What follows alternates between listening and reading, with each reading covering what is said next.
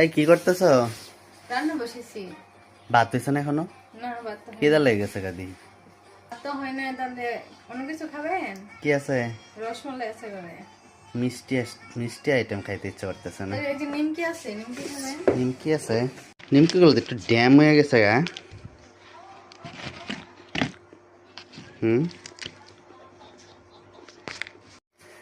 নিমকি গুলো ড্যাম হয়ে গেছে বন্ধুরা, তাই খেতে অতটা সে ভালো লাগতেছে না।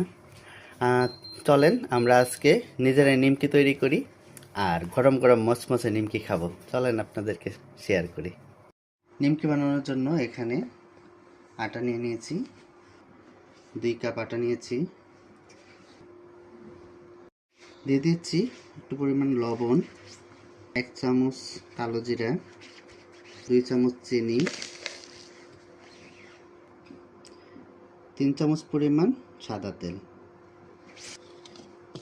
এটাকে ভালো করে সবগুলো উপকরণ মিশিয়ে নিচ্ছি। তেলটাকে ভালো করে এটাকে মিশিয়ে নিতে হবে।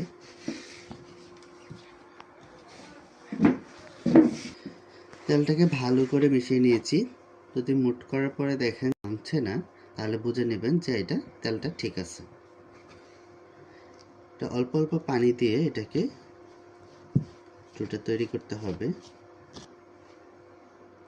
আমি একবারে পানিটা দিচ্ছি না, দেখুন কিভাবে আমি ডোটা তৈরি করি।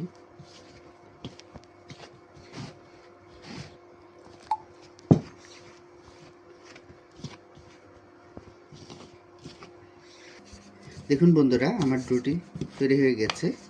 আপনারা এই পরিমাণ তৈরি করবেন, এরকম রাখবেন, তাহলেই দেখবেন এটা খুব ভালো নিমকি হবে। এখন রেস্টে রেখে দেব 30 মিনিটের জন্য।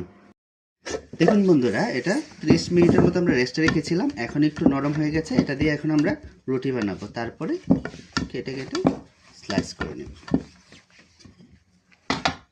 আবারও একটু এটাকে মুড়তে নিচ্ছি। এখন এটাকে একটু রুটি বানিয়ে নেব।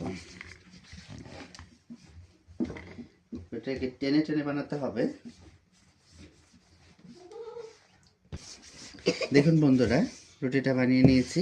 এখন এটাকে সুন্দর করে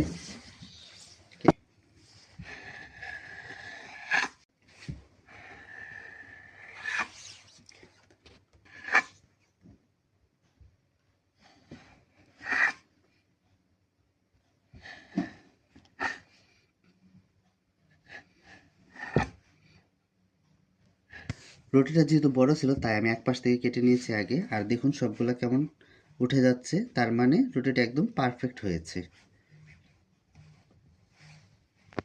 দেখুন কড়াই বসিয়ে দিয়েছি এবং